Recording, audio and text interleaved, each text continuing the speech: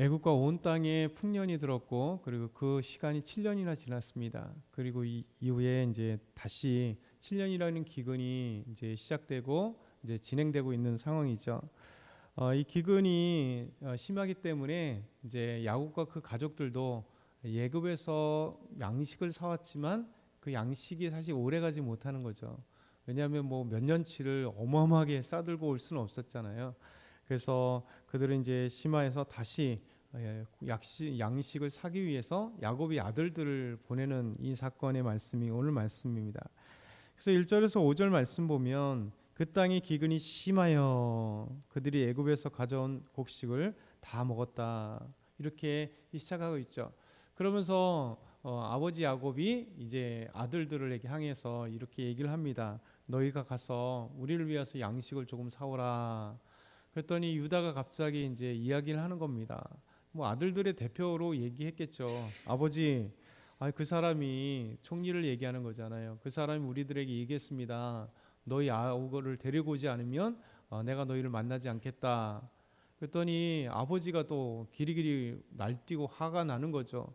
왜냐하면 저번에도 계속 우리가 보았던 것처럼 이제 마지막 이제 막내 베냐민을 계속 감싸고 들고 편애하고 있는 것을 우리가 계속 보았습니다. 유다도 요셉도 편애를 했고 그 동생 결국 베냐민도 라헬의 자녀들인 이 두 아들을 끊임없이 이제 감싸고 도는 걸 보았어요. 그러면서 아버지가 그 마음을 그대로 표현하는 거죠. 그렇죠? 왜냐하면 뭐라고 얘기하냐면 너희가 왜 아우가 있다고 얘기했냐, 그렇죠?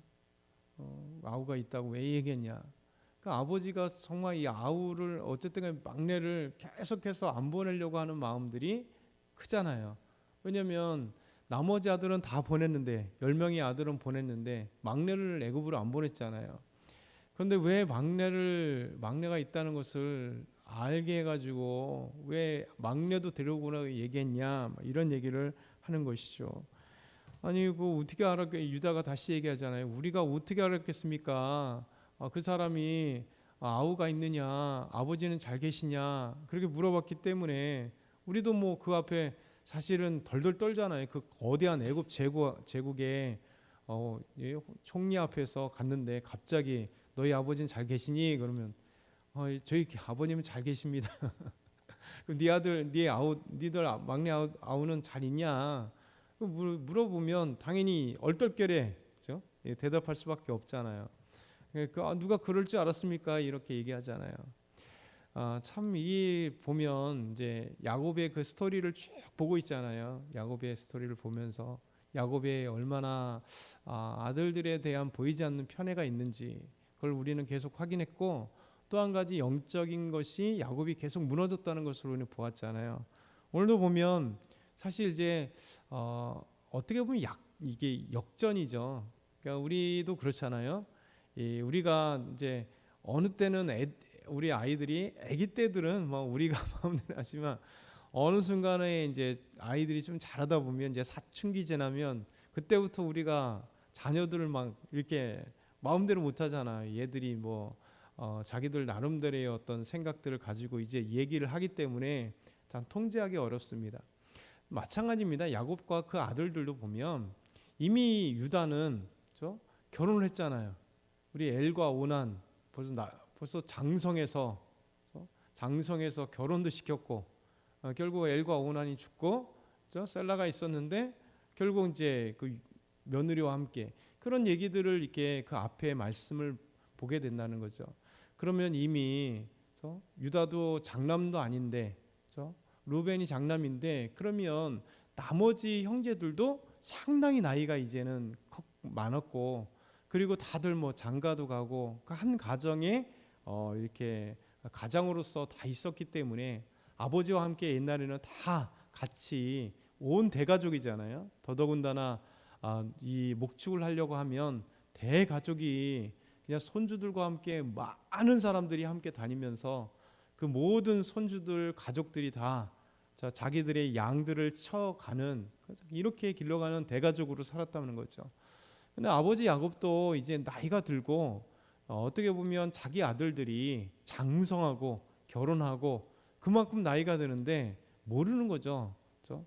우리가 그렇잖아요. 우리도 이 자녀들이 생각해 보면 자녀들이 이게 나이가 들은 걸 잘 생각 못 하고 얘들도 이제 성인이고 얘들도 그래도 이런 것에 자기 주권으로 생각하는 걸 잘 모르는 거죠. 그러니까 유다도 그런 것 같아요. 나이가 이제 꽤 되고 한 가정에 그래도 가장이고 나이가 많은데 저 아버지가 좀 이 막내를 감싸고면서 우리를 자꾸만 이제 애굽에 보내면서 왜 우리를 이렇게 사지에 몰아드는가 그러면서 아마 얘기했을 수 있다는 생각이 들어요. 그러면서 이 영적 권위는 그 전에 그래도 좀 젊었을 때도 애들이 영적 권위가 본인이 무너진 것을 보여줬는데 여기에서도 가족에 대해서 이제 서서히 할 말이 이렇게 쉽지 않은 것을 보게 됩니다. 그러면서 계속 말씀 보면 6절과 7절에 보면 이제 야곱의 아들 이제 편애가 하는 것 이제 소심함이 다시 한번 보여지는데요. 6절에서 7절 한번 같이 읽어보겠습니다. 시작. 이스라엘이 이르되 너희가 어찌하여 너희에게 또 다른 아우가 있다고 그 사람에게 말하여 나를 괴롭게 하느냐. 그들이 이르되 그 사람이 우리와 우리의 친족에 대하여 자세히 질문하여 이르기를 너희 아버지가 아직 살아계시느냐 너희가 아우가 있느냐 하기로 그 묻는 말에 따라 그에게 대답한 것이니 그가 너희의 아우를 데리고 내려오라 할 줄을 우리가 어찌 알았으리까. 유다의 대답이죠. 그 앞절에도 그렇잖아요.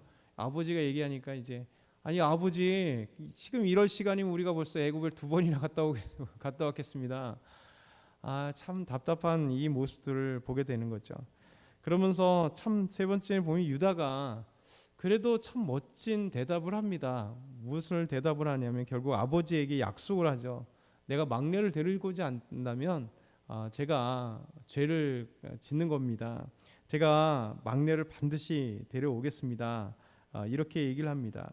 8절에 10절 보면 유다가 그 아버지에게 이스라엘에게 이르되 저 아이를 나와 함께 보내시면 우리가 곧 가리니 그러면 우리와 아버지와 우리 어린 아이들이 다 살고 죽지 아니하리다.